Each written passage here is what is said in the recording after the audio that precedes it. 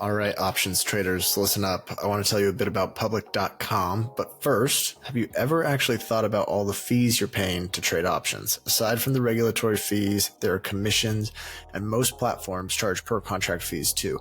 That's what makes today's sponsor, public.com, so interesting. Public doesn't charge commissions or per contract fees, and in an industry first, they offer a rebate of up to 18 cents per option contract traded. Check it out. If you trade 1,000 options contracts on Public, you'll get up to $180 in rebates. If you trade 10,000 contracts, you could earn almost $2,000. More importantly, the rebate means you can maximize your profits and minimize your losses. To recap, no commissions, no per contract fees, and up to 18 cents on every contract traded. See why NerdWallet recently awarded Public 5 stars for options trading and start earning up to 18 cents per contract traded only at public.com. This is paid for by Public Investing. Options are not suitable for all investors and carry significant risk. Full disclosures are in the podcast description. U.S. members only.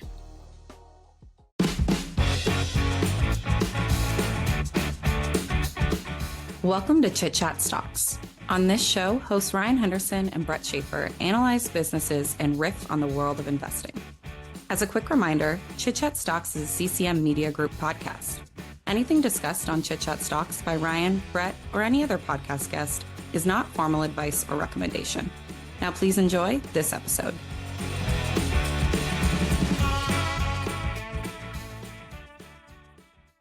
Welcome to Chit Chat Stocks. Today we are joined by first-time guest, Peter Slagers. You may know him as Compounding Quality on Twitter, now X, or you may know him from his Substack, Compounding Quality, and he just published his first book, if I'm not mistaken, unless there was another one I'm unaware of, The Art of Quality Investing. So we're going to talk a little bit about that, but we're also going to talk about his framework in general. I guess to kick things off, welcome to the show, Peter.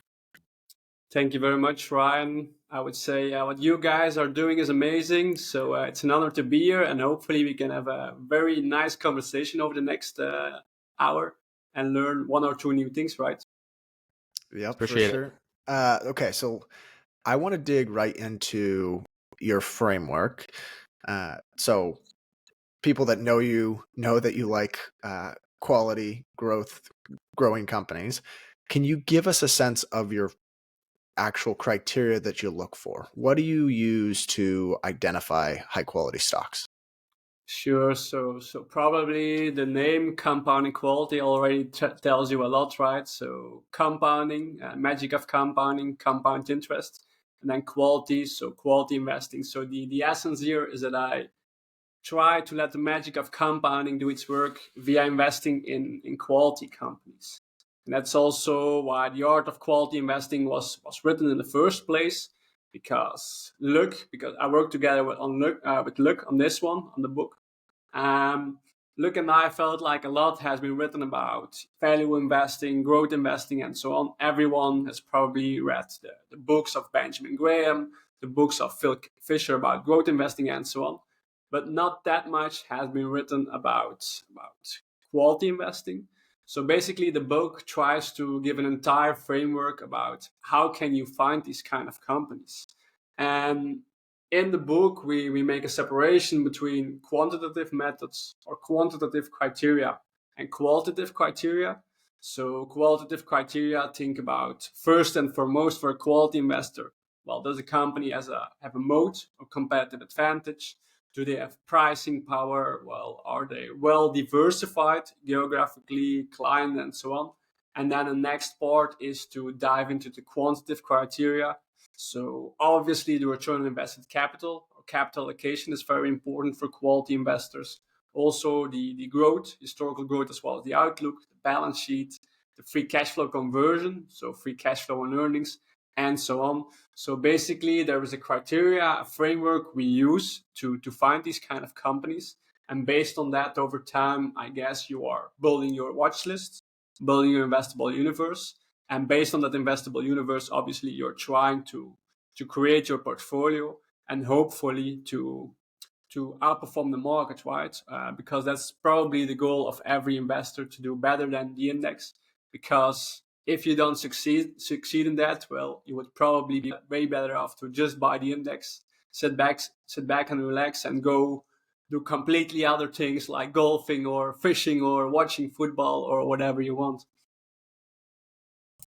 How do you find a lot of your ideas? Is it something where do you read a lot of blogs? I know you have specific metrics that you like because you and I have talked before. Do you use screeners as a part of your idea generation process? Yeah, I think probably the most important thing to do is to just read and read a lot. So probably spending around five five hours a day reading, and then not sure when our conversation will be published, but right now it's the end of April, right? And I'm keeping a list since this year and read 33 books so far this year. So besides the 10Ks and so on, and I guess the more experienced you are, the more ideas come to you. And it was Monish Pabrai who said, for example, well, I'm a shameless copycat. And I feel the same way in the sense that you can learn so much from looking into portfolio of Warren Buffett, obviously, but compounding quality, talking about quality stocks, to look at the portfolio of Francois Rochon, Chuck Aker, Terry Smith, and so on, and just get your ideas there, read their shareholder letters, which are also really insightful. And by doing that over time, the more you do that, you probably get a good grasp about what kind of characteristics certain companies should have. And this allows you to recognize one once you stumble across one, right? So just looking at a portfolio of super investors, quote unquote super investors, can be insightful. And then obviously indeed also using stock screeners to try and find great companies already, because worldwide there are probably something like 60,000 listed stocks. And I think we can all agree that you can't analyze everything. So the philosophy I have a bit here, and you can use a stock screener like FinChat, is that you try to use quality criteria, and like I like to call it, you try to remove the weeds or the bad companies and only be left with beautiful companies. And obviously, you can base your investment decisions purely based on a stock screener. But when a list of, let's say, 250 companies remain, well, it can be very good to start doing your own research. And looking into 250 companies is already way easier than looking at 60,000 companies, right? How important is return on invested capital, otherwise known as ROIC, in identifying a quality stock? And one thing I always get hung up on is the actual definition of return on invested capital, because as we've seen from the famous papers from Michael Malboson, apologies, Michael, I know you're listening, but I always mispronounce your name, but defining, net income or free cash flow, that's easy to define. But how do you define the invested capital, and how important is ROIC for you? Yeah, I would say you can never make an investment decision based on solely one criteria. But I would say that return on invested capital together with the moat is probably, for me at least, one of the most important things. So for me personally, I always want to return invested capital larger than 15%. And some of you may know the quote from Charlie Munger, who basically said, and I'm paraphrasing here, well, when you have a business with a return on invested capital of 6% and you keep it for 20 years, well, your return will be equal to roughly 6%, even if you buy it at a huge discount. And conversely, when you have a business with a return on invested capital of 18%, well, if you keep that business for 20 years, well, you will end up with one hell of a result, even if you buy it at an overvaluation. So also Charlie thought that the return on invested capital is really important. An important side note to make here is that it's only as true when a company has plenty of reinvestment opportunities, right? So when it can reinvest everything back in the business. Maybe we can delve deeper into that if you want to. But just to make the point, well, return on invested capital is really important. How do I calculate the traditional variant? Is you just take indeed the NOPAT, net operating profit after tax, divide by the invested capital, right? And then indeed you can discuss which things you want to include in invested capital. That's also, for example, why some people prefer to look at return on capital employed, for example, instead of return on invested capital. But what I think is really important is to just play around with the numbers a bit, in the sense that in the book, for example, and maybe important to highlight here, Le Creuset is the author of the book. I worked together with him, and credits to those who deserve. Well, he did 99% of the work, and I truly believe in the book as well. But Luck did an amazing job there. But in the book, we talk about two variants of return on invested capital. The traditional variant, and then you have the operational return on invested capital. Now, what is the difference? The traditional variant is NOPAT divided by invested capital. Why is this one interesting? It's just to look at how efficiently is management allocating capital. And in this case, in invested capital, we just include all the traditional variants. But then with the operational return on invested capital, we exclude goodwill and cash out of the invested capital. Sometimes it can make sense. When can it make sense regarding goodwill? Well, it can make sense when, I'm going to give you an example. Medpace, for example, they have 50% goodwill on their balance sheet. But what's the reason for this? Is because they did a private equity deal a few years ago, around 2014, if I recall it correctly. And based on the private equity deal, it was one-off deal, and they got 50% of their balance sheet was goodwill from that point in time. But Medpace never does any acquisitions. And when there was a lot of goodwill on the balance sheet, just because of one big exceptional transaction, in that case, it makes sense to me to exclude goodwill. When a company is a serial acquirer or something like that, or it regularly acquires other businesses, well, I would definitely include it. But due to exceptional terms, excluding goodwill can be interesting. Also cash, when a business has a lot of cash in the business, it can make sense to exclude it as well. For example, when the business has a net cash position of 5% every single year, well, in that case, the business or the company doesn't need the net cash position for its operations, for daily operations. And in that case, it can make sense to exclude it. But to get back to the points, for operational return on invested capital, why is it important? It's NOPAT, or net operating profit after tax, divided by invested capital minus goodwill and cash. And this is a really interesting one to look at how much money or how much of its free cash flow, or NOPAT, a company needs to grow at certain rates. And it underlines also, once again, why return on invested capital is so important. So, for example, when you have a business that wants to grow by 10% in 2024, and they have a return on invested capital, or an operational return on invested capital of 20%, to know the reinvestment rate, you divide the required growth rate by the return on invested capital, which is 10%, the growth rate you want in 2024, divided by the operational return on invested capital of 20%, is 50%. So this means that the business needs 50% to grow by 10% per year, and 50%, or the other 50%, they can use for share buybacks, dividends, and so on. But when you have a business with an operational return on invested capital of 50%, for example, well, same exercise, growth rate divided by operational return on invested capital, 10% divided by 50% equals 20%, and then can use the remaining 80% for share buybacks, dividends, and so on. And this is also the reason that it was Chuck Yeager who said, well, when you have a quality business that can reinvest everything back in itself, everything in organic growth, that's a compounding machine. That's the golden goose for you as an investor.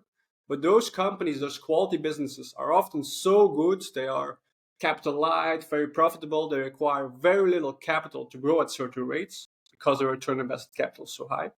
And this means that they just don't know what to do with their cash after a while. Take Apple, for example, take MasterCard, which are beautiful businesses, and they are heavily buying back shares nowadays over the past few years. And it's just because they don't have enough organic reinvestment opportunities to reinvest the cash in itself, because that would be the best way to create shareholder value. And that's exactly why, the golden goose is really quality with plenty of reinvestment opportunities, probably. I really like that. Okay, follow-up question for you. Are there any industries that you would not invest in? Because I've seen some of your like quality lists, and it seems like you have companies from all over the spectrum in terms of industry. Is there anything that you would not touch? Yeah, I always say general rule, well, investing is all about saying no as soon as possible because you have so many ideas that I just obviously the criteria you use are very strict. And it also means that only 1 or 2% of the all listed stocks fit your criteria. And obviously within the 98% there will be plenty of good companies, but there's no problem, or at least for me, you have no problem with excluding them. Now, which kind of companies are you excluding? Well, always investing in companies that have already won and not in the next big thing. So I will never invest in loss-making companies, for example. And I will also never invest in cyclical companies or companies active in cyclical industries. Think about, yeah, obviously commodity companies, so gold mining companies, companies like Cameco, which is a sorry. So gold mining companies, for example, companies active in lithium and so on, because obviously when these commodity prices go up or down very heavily, well, you can't manage that, or it's really hard for those companies to manage that. Also, companies within the oil and gas industry, usually also excluding construction companies. So, for example, you have home builder companies like NVR, which are beautiful businesses, also cannibal stocks, so heavily buying back shares.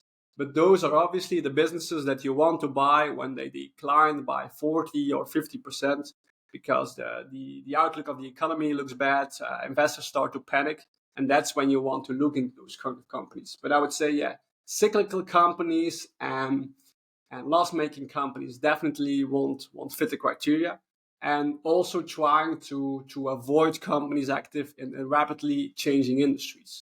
So yeah, everyone knows that AI, for example, is a big thing, but for me, who doesn't have a lot of expertise in the technology sector, it's really hard to make an educated guess about how the industry will look like in 10 years and which companies will be the big winners or the big winner within AI. Pew, sound the alarms. We have a new sponsor alert. That's firmreturns.com. It's a stock research blog. Our friend runs that, and it covers companies from all around the globe, but it leans really more towards the UK as that's his home market, and it gives him easier access to management, and he provides ongoing updates on the companies that he's invested in, as well as an archive of longer form write-ups that you can access all for free. There is a paid tier, but there is tons of free content out there. And these reports are very thorough. To give you an example of just how thorough some of these are, at one point he was digging into a company's account, and for one company he wrote up recently, he actually managed to find a material misstatement that had been missed by the auditors, and management reached out and confirmed the error to him. And these are companies of all different sizes, from all different sectors and all different markets around the globe, but with a focus on his home market in the United Kingdom. If you want to check this out, firmreturns.com. Like I said, tons of free content on the website. If you're interested in one of the paid plans, you can go to firmreturns.com/chitchat. That's firmreturns.com/chitchat, and it'll get you 20% off. How do you incorporate valuation into your analysis? I know when we're talking about the quality of a business, valuation really doesn't seem to, it's maybe a byproduct of the quality, but it's not a part of the business's quality. But obviously, if you pay an insane multiple, it can be hard to generate the returns you want as an investor. So how do you balance that? Yeah, so to execute a strategy in 3 steps, it's probably buy one of the companies led by excellent managers. And once you found them, you try to buy them at fair valuation multiples, right?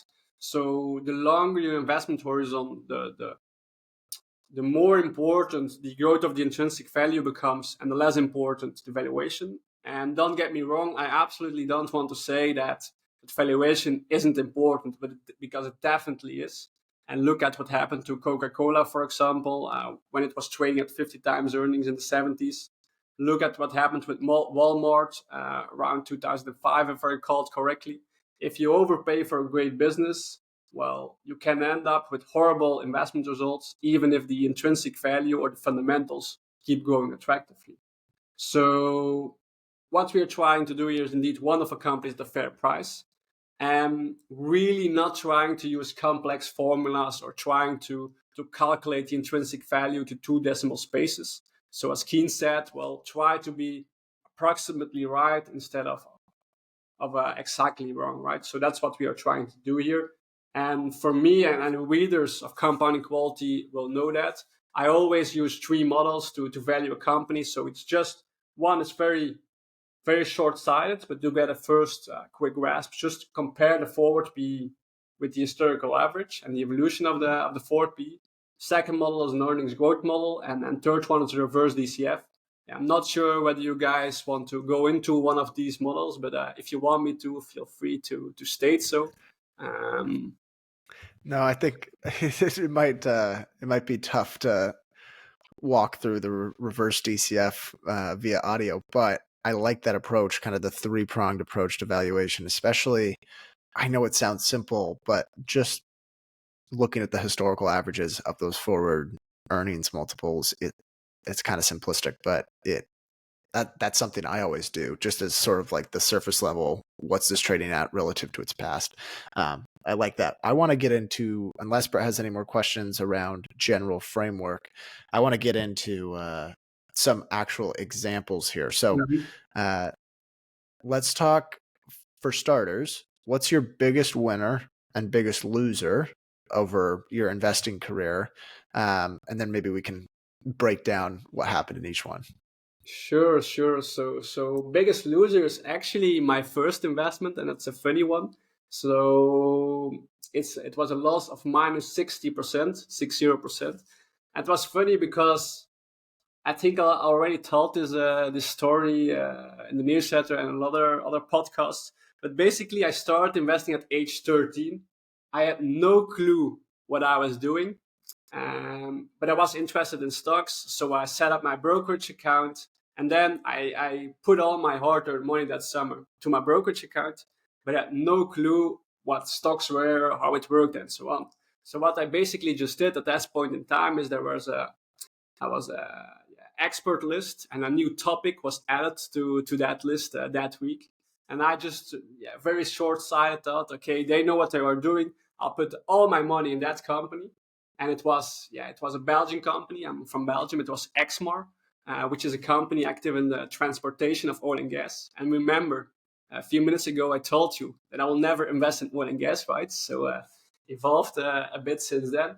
But yeah, put all my money in there, had no idea what the business was doing, knew nothing about oil and gas, knew nothing about the transportation sector, no diversification. So basically did everything wrong. But to me, that was probably the best thing that could have happened to me, because it was obviously really painful after 1 year and then sold with a loss of 60%. But it just resulted in the fact that I thought to myself, okay, well, I will never make this kind of mistakes again. I'm going to read, listen to the radio, newspapers, nowadays podcasts, and so on. So it cost me a bit to become obsessed about investing. So I think that making plenty of mistakes in the beginning is definitely a good thing for you, because it's way better to make a mistake with $1,000 than with $10,000, right?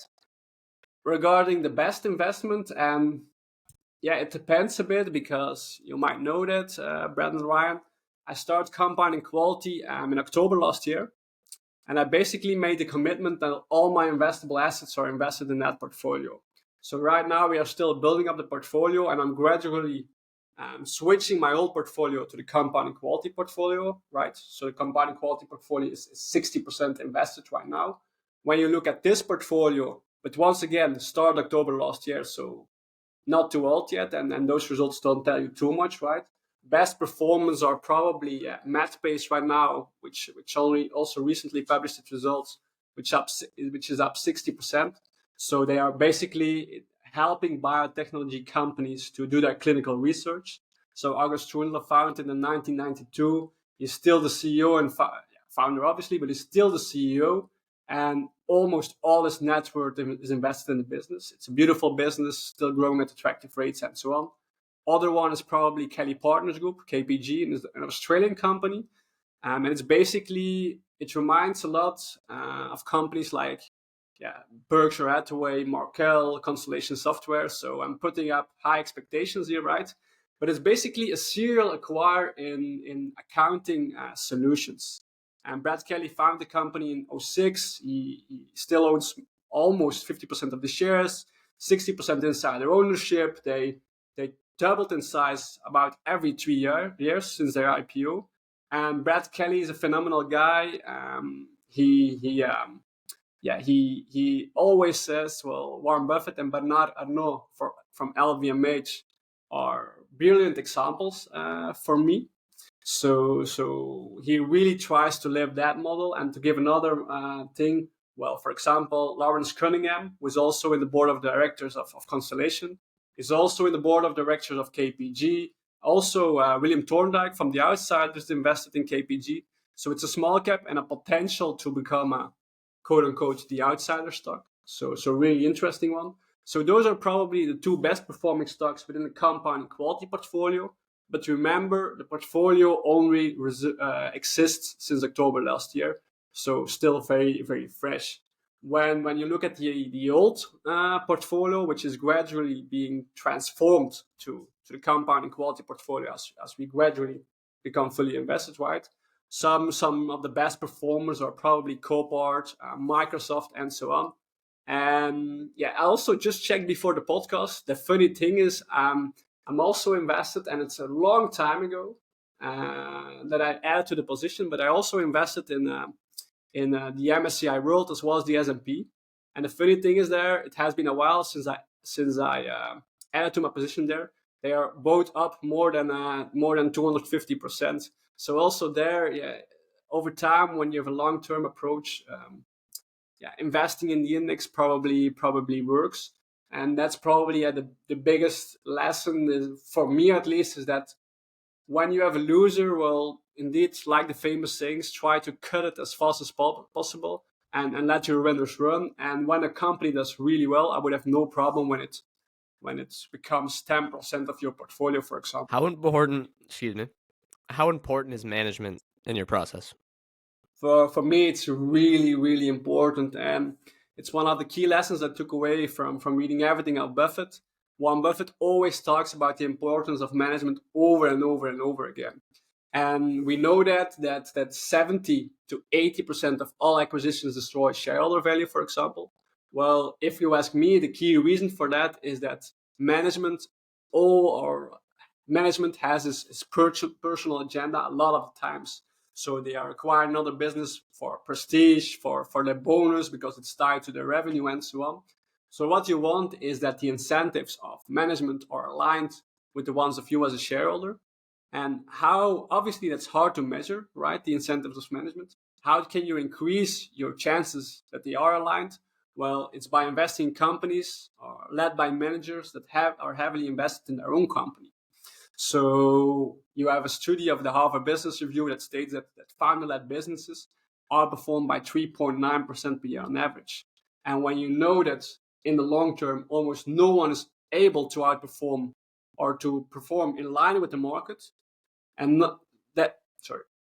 when you know that almost no one is able to outperform the market in the long term, well, by just using a simple strategy like investing in founder-led businesses or family companies, well, you already do way better than the market. So it's very straightforward, I guess. And you have examples there like Kelly Partners Group and MedPace we just talked about, two founder-led businesses. You have in Sweden Evolution AB with high insider ownership. You have an insurance company like Brown & Brown. You have obviously Constellation Software with Mark Leonard and so on. So those kind of companies, quality businesses led by people with skin in the game, that's to me the most important thing. And probably 70% of my portfolio is invested in those kind of businesses. Okay, so we've gone through the winners and losers. Glad that first investment didn't discourage you, because it seems like you've had a good career since. So let's maybe talk about some other examples. What's a business that really hits all the criteria that you're looking for? You mean all the criteria, so also valuation and so on, everything ticks the box? Let's strip out valuation for now.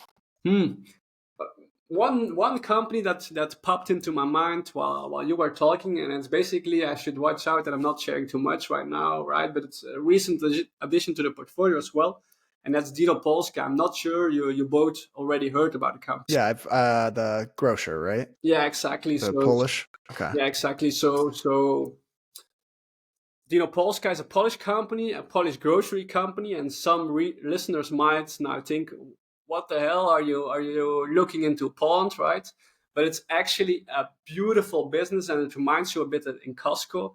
And the beautiful thing here is that Dino Polska is one of the only companies I know, one of the only quality companies I know that can still reinvest everything back in the business. Once again, it's a founder-led business, so all around 51% of the shares are still in the hands of the founder, and he's really an outsider manager, so to say, in the sense that he's famous for looking into the cheapest garbage bins to save a few dollars and so on. And they are heavily expanding from the west of Poland to the east of Poland. Now, what makes them unique? What is their competitive advantage? Well, two things probably. Well, they own 95% of their own stores, which is completely different compared to their main rivals. And this allows them to be cheaper than their main rivals and so on. And they also have an extreme form of standardization. So every store looks the same. They focus on rural areas, so where competition is not as high as in other areas of the business, and that really makes them unique. Another thing that makes them unique is right now when you look at Dino Polska, you will see that the valuation is probably around 22 times earnings, right? Depending on when you listen to this episode. But what you see is, like I said, Dino is still expanding heavily. So when you look at their stores, you will see that around 40% of their stores are still less than 3 years old. But when you have a new store, well, basically the first year, the store is still loss making. After 2 years, well, the free cash flow margin is about 3%. And then after 3 years, it reaches full profitability around a free cash flow margin of around 8 to 10%. So this also means that all those new stores, 40% of all new stores, still need to reach their full profitability. And once that happens, well, obviously the profitability of the business will spike, earnings will go up, and that in the company and the economic reality, the company's earnings are way higher, and as a result, the valuation is way cheaper than how it looks like right now. So Dino is definitely a company I'm a happy shareholder of right now. Yeah, there's a couple. I was looking in Poland. I was doing like a screener, and there are a lot of pretty high quality businesses, at least in terms of ROIC and some of those return metrics, that trade at pretty cheap multiples. Maybe it has to do with the geopolitical situation or just the macro environment over there. One of the other ones that I came across that I know you've looked at before is Text. Can you talk about that at all? Yeah, sure. Text is a tough one in the sense that it's really cheap, probably around 13 to 14 times earnings right now. What is the reason? Well, the fun ones, and maybe the first thing to start with, it's a very healthy business. So it's also the insiders own around 50% of the business. The company has a free cash flow margin of around 50%. So for every $100 in revenue, they generate $50 in free cash flow, right? It has been a very strong compounder in the past. So yeah, it looks like a beautiful business. There's only one problem, and that's also why the stock did not so well over the past few months, is that two things actually. First thing is, well, there are a lot of people who are worried about AI. So maybe the most important thing, and I forgot to mention that indeed, well, what is Text as a? They basically deliver live chat solutions to companies. So when you go on a website and you see a you are reaching out to the help desk and the live chat solution pops up, well, that's often from live chat. So that's what they are doing, and the market is really worried about AI and says that how will it affect the market for live chat solutions? Will it completely disrupt those kind of businesses? Well, when this is the case, well, even a PE of 12 to 13 times earnings can be a lot, right? So that's the uncertainty in the market. Other part is that at the end of last year, the end of 2023, the company changed its revenue recognition policy, meaning that it's a SaaS company. So they generate their revenue via subscriptions. And last year they said before, they basically, when someone took a yearly subscription, they just added that revenue entirely to that month right now, right? And right now they are doing it pro rata. So when someone, for example, took a yearly subscription in October, well, 3/12 of that is for that year, and then the rest is for the year after. So that optically resulted in lower earnings and free cash flow and monthly recurring revenue. That's the most important metric for them.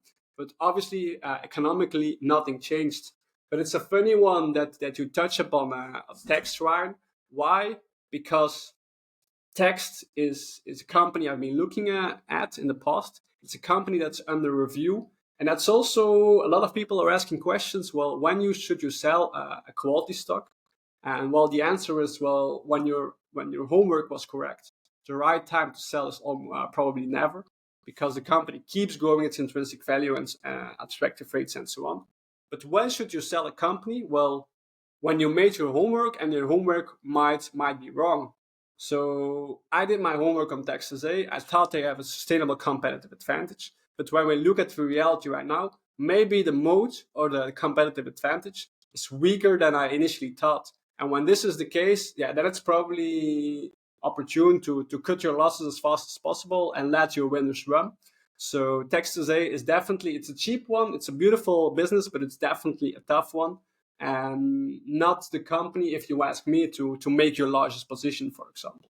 Earlier in the show, you heard us talk about the investing platform, public.com. That's where you can trade options with no commissions or per contract fees, and you get a rebate of up to 18 cents per contract. NerdWallet recently gave Public 5 out of 5 stars for options trading. If you want to see why, go to public.com and start getting a rebate of up to 18 cents per contract traded. This is paid for by Public Investing. Options are not suitable for all investors and carry significant risk. Full disclosures are in the podcast description. U.S. members only.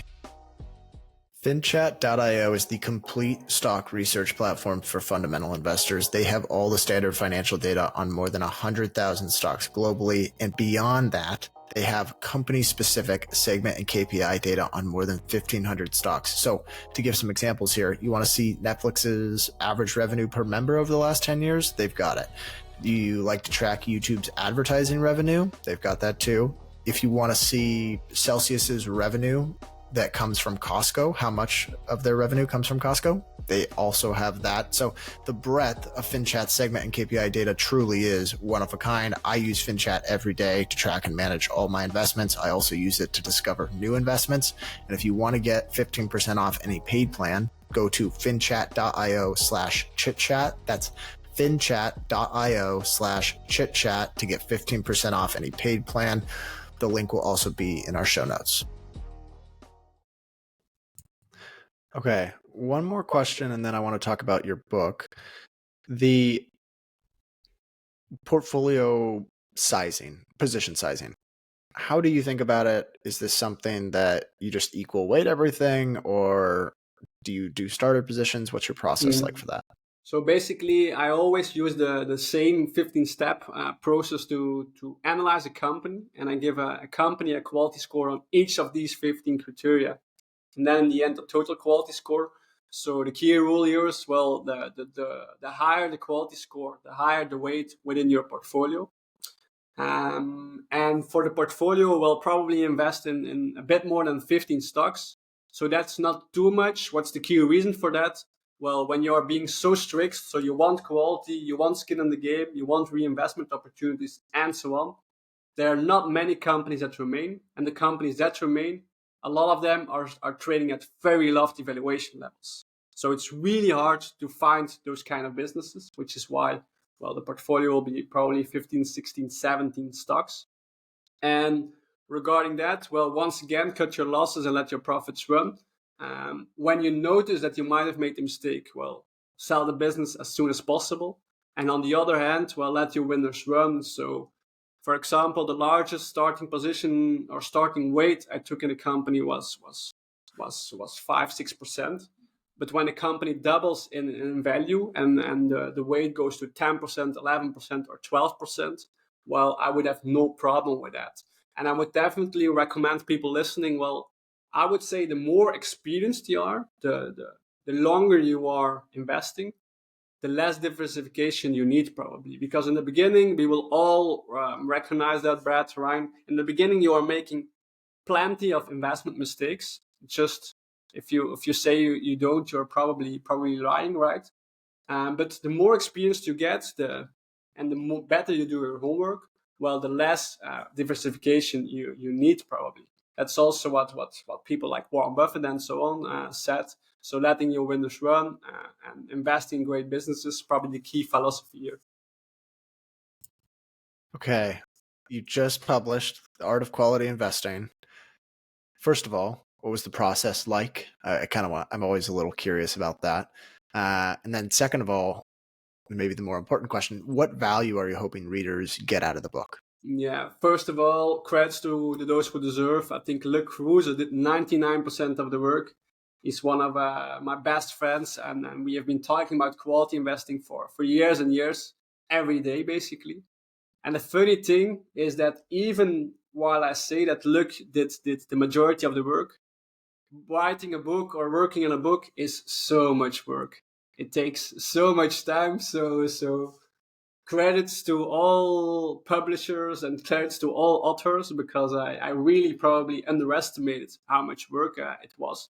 But it was a really lovely process to work on that with Luc. And I would say, yeah, what would the goal of the book be? The Art of Quality Investing. Well, first thing, yeah, explain the entire quality investing philosophy to everyone. And the goal really is that when you are new to investing, by reading the book, you are able to get the basics of the philosophy and be able to get to work with it yourself. But also for more experienced investors, like talking about the difference between the traditional return on invested capital and the operational return on invested capital. Things like that are also very important. So hopefully an experienced investor will also learn something from that. But yeah, I think that when with the book we can change or improve some investors' lives and improve their investment process and investment thinking. I think that's what we want to achieve. And it's Charlie Munger who said, well, sometimes there are answers worth billions of dollars in a $20 or $30 history book. Well, I have huge respect for everyone who has written a book, because indeed you can read from everyone. You can read The Art of Quality Investing, you can read from Buffett, Peter Lynch, Joel Greenblatt, and so on. They have written all their wisdom. It only costs a couple of bucks, and you can learn so much from that. And I think that's something amazing. And when you keep reading all the time, well, you can't help but become very successful, I guess, in whatever field interests you and whatever field you are reading about. Do you wish you could have given the book to 13-year-old Peter? Absolutely, because I would be way richer when 13-year-old Peter would have read the book for sure. So I think that's the case indeed. Investing is a process. You keep learning, you keep evolving, and yeah, that's the goal. And probably also when you have yourself or your 10-year younger self or 20-year younger self in mind when you write something like this or write a book, that's a beautiful thing. Like we all know the saying, well, it's good to learn from your own mistakes, but it's even better to learn from other people's mistakes. Well, that's exactly the case here. Okay, and for any listeners that are interested, where can they go find the book? Best place. Yeah, best place. The book is available on Amazon. So when you search for The Art of Quality Investing, you will find it right away. And obviously, yeah, hopefully people will like the book. And in that case, well, we achieved our goal, and it would be an amazing thing. All right. I think that's all the questions we have. I'm looking at Brett. Do you have any more here? Let's close out with this. What's one takeaway for someone that doesn't know anything about quality investing, just heard about it in this episode? What's one takeaway you want them to have after listening? I think that an important rule here is that quality outperforms. And there are multiple roads that lead to Rome. Value can do really well, low volatility investing, dividend investing, and so on. But when you just look at the data, when you compare the MSCI World Quality Index with the MSCI World Index, for example, well, you see that quality outperformed by more than 3% per year on average over the past 20 years. That's a beautiful thing. So just buying an equal weighted index, an equal weighted ETF based on this investment team did really well. And I would say that this will continue to be the case over the next 10 and 20 years. And when this is true, well, it's not, nobody can be against investing in the best companies in the world, right? So it's a beautiful investment strategy, very straightforward. And I love to be associated with it and spend all my day trying to find those kind of companies. Awesome. All right. For anyone who wants to keep up with more of your work, what are the best places to do that? Probably Twitter or X, we need to say nowadays, right? So Compounding Quality there, or also the website compoundingquality.net, publishing all my investment cases, the portfolio, and so on there. Awesome. Well, that is going to do it. That's going to wrap here. Thank you, Peter, for coming on the show. We want to remind listeners that Brett and I are not financial advisors. Anything we say on this show is not formal advice or recommendation. Any positions discussed in today's show, we may buy, sell, or hold at any time in the future. So just know these are not recommendations. Appreciate you all listening. And thank you again, Peter, for coming on the show. Thank you very much. It was a true honor, and have a lovely day.